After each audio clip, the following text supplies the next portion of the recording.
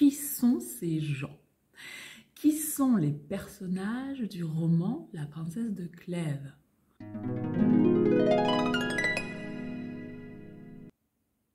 Alors, ce ne sont pas des personnages en fait, ce sont des personnes, ils ont tous existé. Je vous dirai quels sont les personnages qui sont inventés par Madame de La Fayette, mais tous les autres, eh bien, quand les lecteurs, un siècle après ce qui se passe dans La princesse de Clèves, un siècle plus tard, lisent La princesse de Clèves, ils connaissent le roi, la reine, sa fille, les ducs. Ils les connaissent puisqu'ils ont existé et puisqu'ils appartiennent à la même sphère sociale.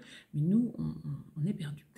Et peut-être que vous l'êtes davantage encore parce que l'apprentissage de l'histoire à l'école a complètement changé. Moi, j'apprenais encore les lignées. Je devais apprendre par cœur quel roi succède à quel roi et on me disait que Henri II était un roi extraordinaire et on me donnait ses faits d'armes, quelles étaient ses victoires. Et vous avez changé de méthode en fait. Je crois qu'un des mots qui revient très très souvent dans vos cours d'histoire, c'est le mot propagande.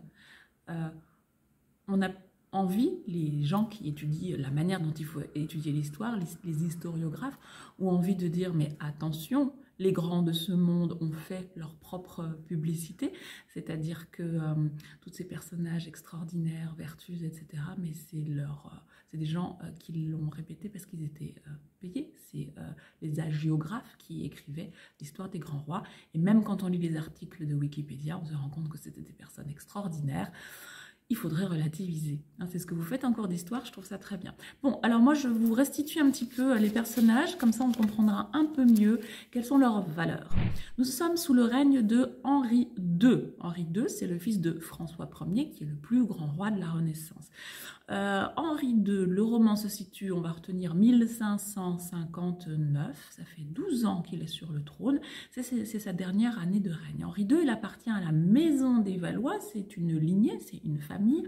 Alors Henri II est diplomate et conciliant par rapport à d'autres rois, il établit la paix d'autant plus appréciable qu'après lui, la France va sombrer dans des guerres de religion sanglantes. Donc il a cette réputation de roi conciliant. C'est dit aussi au début du roman, vous chercherez. C'est un bel homme, sportif, comme son père, il aime les tournois, il aime la chasse, il aime les divertissements. Alors il a une favorite, je parle de sa favorite avant de parler de son épouse. Sa favorite, elle est bien plus âgée que lui. Dans le roman, elle s'appelle Madame de Valentinois. On l'a retenue aussi sous le nom de Diane de Poitiers. Je vous dirai dans une autre vidéo pourquoi ils ont des tas de noms, enfin un personnage a plusieurs noms. Je vous expliquerai. Et en fait, cette femme, eh bien, c'est elle qui s'est chargée de l'éducation de Henri II quand il était adolescent.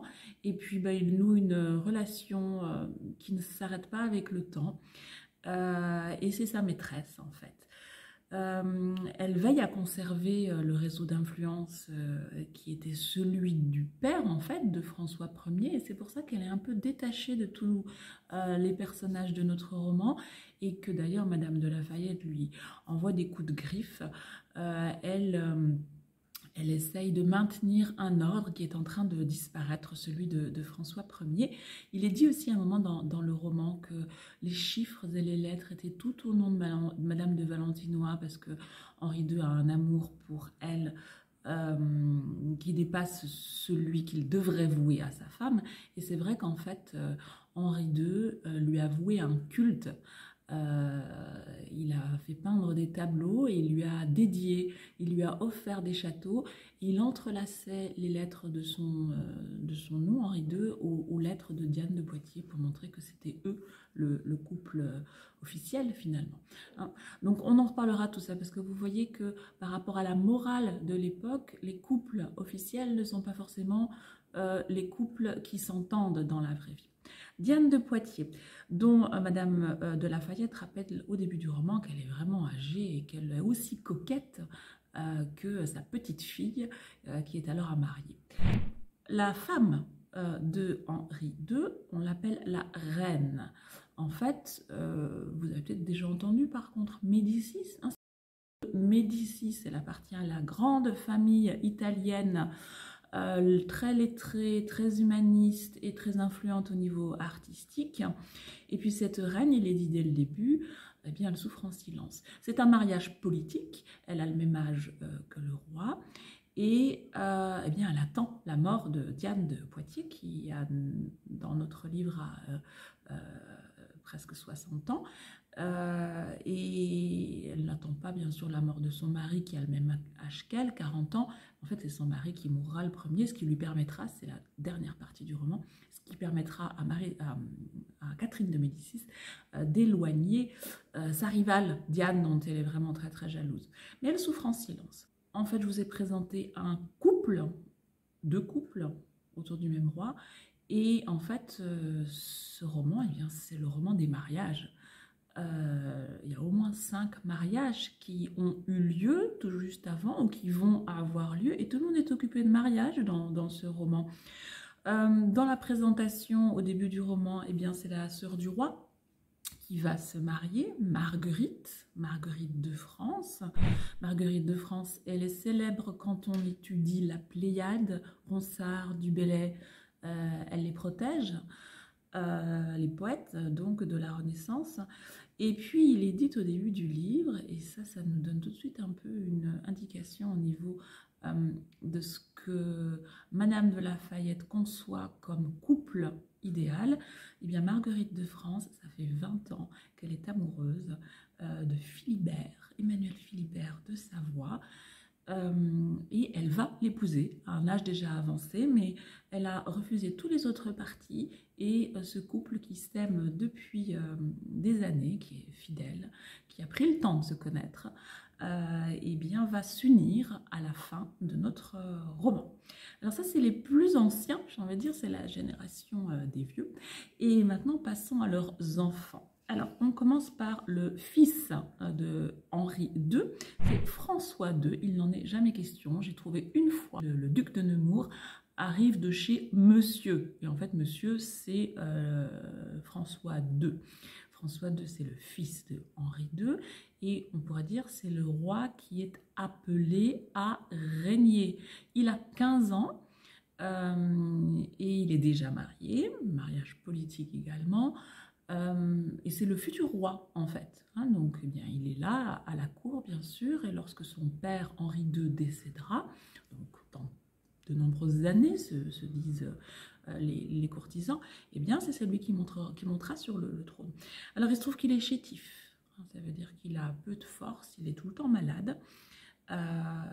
Et il est très absent en fait, c'est pour ça que Madame de La Fayette n'en parle pas, il n'existe pas, il n'a pas de présence particulière. Sa femme par contre est très vive, très dynamique, et c'est la dauphine, la reine dauphine. Alors pardon, le roi dauphin, c'est le roi qui est appelé à régner, le futur roi, et la reine dauphine, dauphine ça veut donc dire que ce sera la reine future.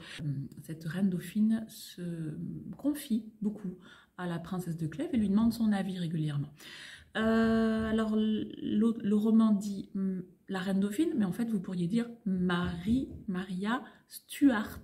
Stuart en fait c'est la fille du roi d'Angleterre. Elle ne peut pas encore régner, elle n'a pas encore accès au trône.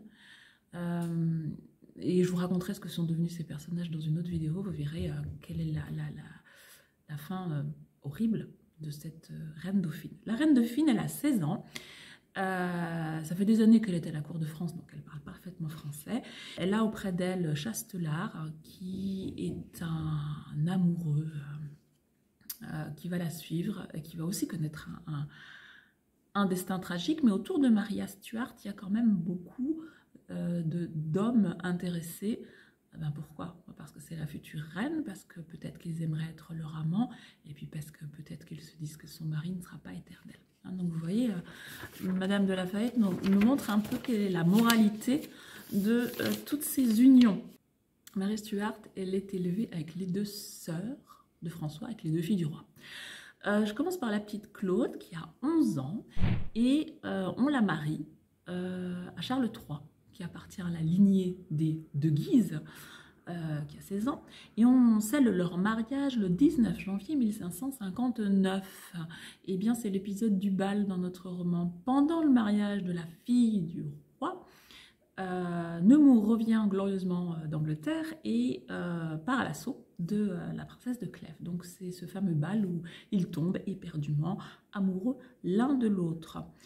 Je vous présente les Guises parce que ces Guises essayent de multiplier les privilèges et les alliances. Alors, il y a 3 frères qui sont présents dans notre roman. Il y a le duc de Guise, c'est le plus influent. Il y a le cardinal de Lorraine, Charles. Et puis, il y a un autre frère, le chevalier de Guise, dont il est question puisque c'est le premier parti auquel avait pensé Madame de Chartres. Demandez-vous aussi quelles sont les valeurs de Madame de Chartres. Elle choisit un homme qui est l'étoile montante, enfin la famille est l'étoile montante à la cour. Elle choisit un ultra-catholique, elle choisit quelqu'un qui a la réputation d'être rigoriste, d'avoir une droiture. Voilà ce qu'elle souhaitait comme amour et comme soutien, comme stabilité pour sa fille. Une autre sœur, la sœur Élisabeth, c'est la grande sœur de François, la fille aînée de notre roi. Alors on l'appelle Madame, et c'est vrai que notre héroïne passe du temps également avec Élisabeth, elles ont 16 ans toutes les deux, et elles se retrouvent dans les cercles, dans les salons. Il est dit dans le roman que cette Élisabeth, eh bien, on l'a promise à bien des partis, le roi a beaucoup hésité, et puis finalement, il la destine à Philippe II d'Espagne, c'est le roi d'Espagne qui se remarie, il a 20 ans de plus qu'elle, et puis c'est une transaction un peu compliquée, un peu tendue aussi. Philippe II destinait son fils, donc Carlos, à notre Élisabeth. Et puis le roi juge que son fils, à cause de la consanguinité, est bien trop faible, bien trop instable et handicapé en fait. Et il se dit, ben, je ne donne pas cette fille de roi à mon fils, je la garde pour moi. Voilà.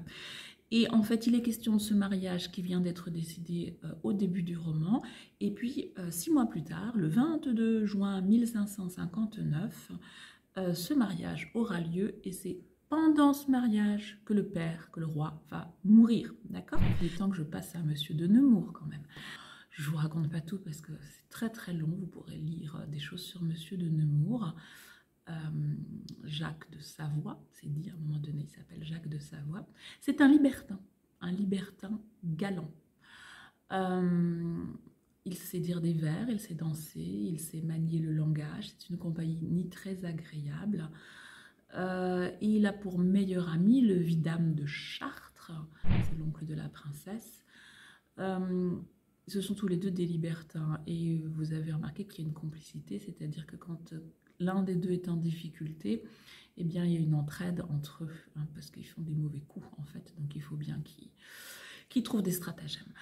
Dans la vraie vie, Monsieur de Nemours, c'est pas dit du tout dans le roman, Monsieur de Nemours, on ne sait pas grand-chose, hein, parce qu'on dit qu'il n'est pas tellement moral, mais qu'est-ce qui s'est passé avant qu'il rencontre la princesse de Clèves, qu'est-ce qui se passera après, ça on l'ignore. On sait juste que c'est un libertin.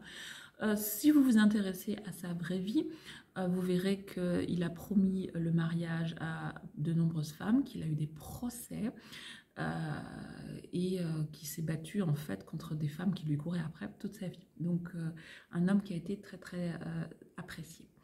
Voilà, et donc c'est là que notre roman commence. Parce que Madame de Lafayette imagine que Monsieur de Nemours a eu une aventure dont personne n'a jamais parlé. Elle se dit, bon, je vais rajouter un personnage, allez, je l'appelle Mademoiselle de Chartres, je vais dire que c'est la nièce du vidame de Chartres, donc le vidame de Chartres, elle le place, il a existé aussi, elle le place, elle lui invente une sœur, Madame de Chartres, et une nièce, et elle plonge ces deux femmes dans cette cour. Voilà.